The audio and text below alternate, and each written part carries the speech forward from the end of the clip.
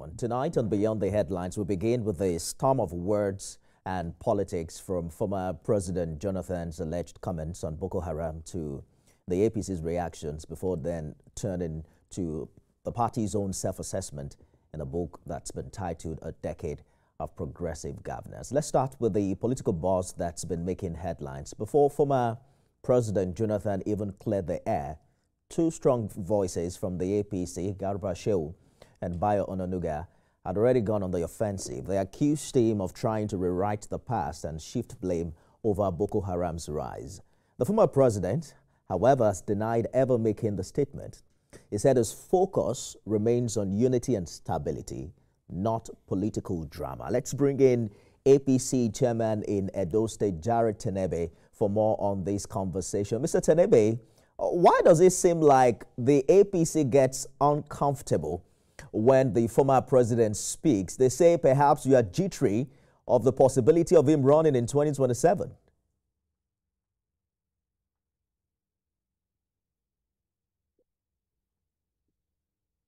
Can you hear me, Mr. Tenebe? Yes, I can hear you now. Oh, beautiful. I was asking why your party gets uncomfortable when it comes to President Jonathan's comments. They say perhaps it's because you are scared that he could run in 2027, bringing up a formidable opposition against your party. Well, I don't think anybody is scared of former President Goodluck Jonathan. Well, the presidential villa now is not for drinking of roots. It's not for drunkards. The point is, the presidential villa now, the person occupying the presidential villa now is a serious-minded president who is working well for the country and is doing his job, and the whole Nigerians are seeing it.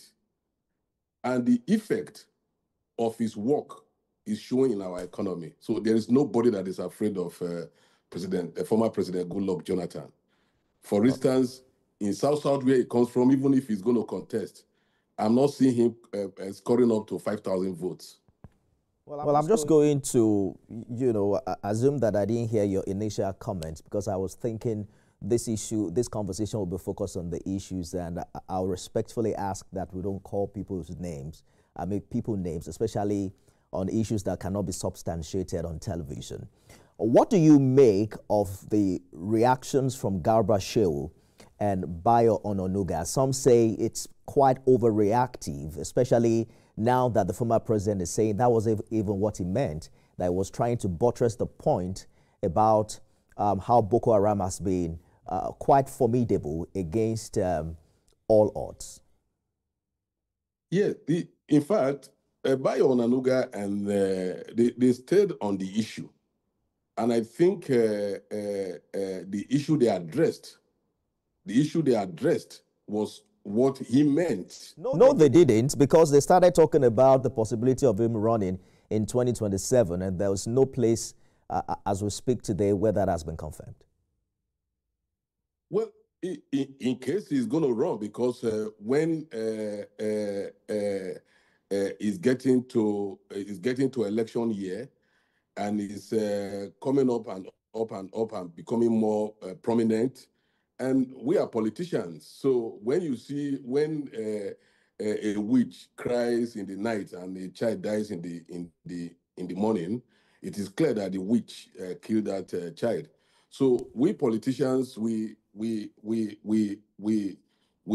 have that at the back of our mind when we see people making statements. So it's been we've been noticing movement. We've been noticing his movement recently. So I think they did not overreact. I think they stayed on the issue, and it is a suspicion of what we feel that he's trying to do. That, and I think Comrade Adam Sali Oshomole also addressed the issue and also advised him that if he's also having that thing in mind, I think he should just rethink. Possibly his enemies are trying to push him to go and commit political suicide. Let us assume that you are right. By the way, the former president has, gotten a lot of respect across the continent, saying what he did back in 2015 when he lost an election, and he called President Buhari to congratulate him.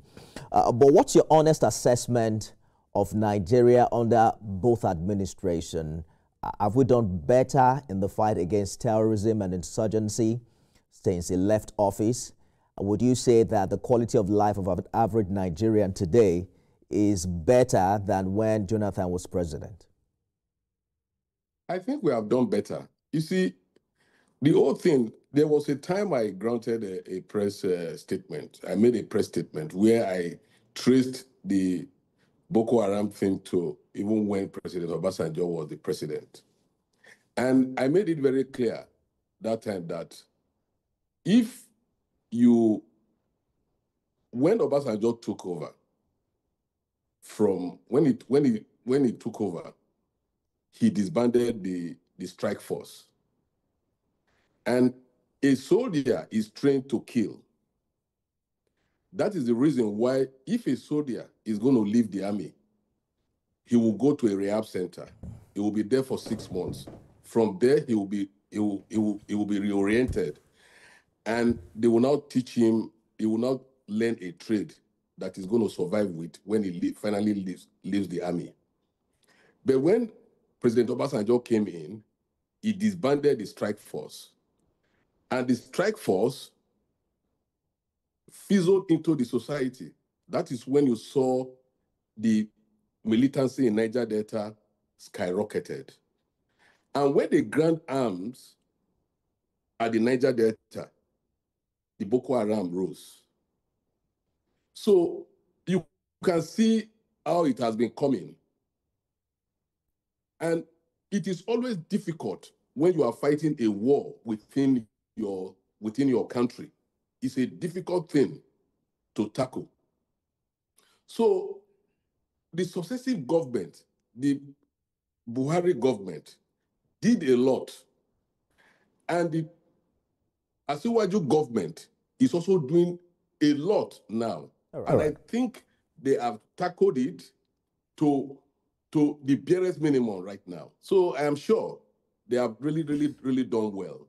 More than when he was president, when President Goodluck Jonathan was president. The Buhari government did say that it technically defeated Boko Haram. The Tinubu government said it's consolidating on that. That challenge has now evolved, as we've seen it, into issues of banditry and attacks in states like Plateau, Benue, where people there are now asking for a new chapter where they can, heave a sigh of relief and also enjoy as Nigerians. But it's a good place to leave it, Mr. Tenebe. We'll continue this conversation subsequently. Thank you so much for talking to us on the program this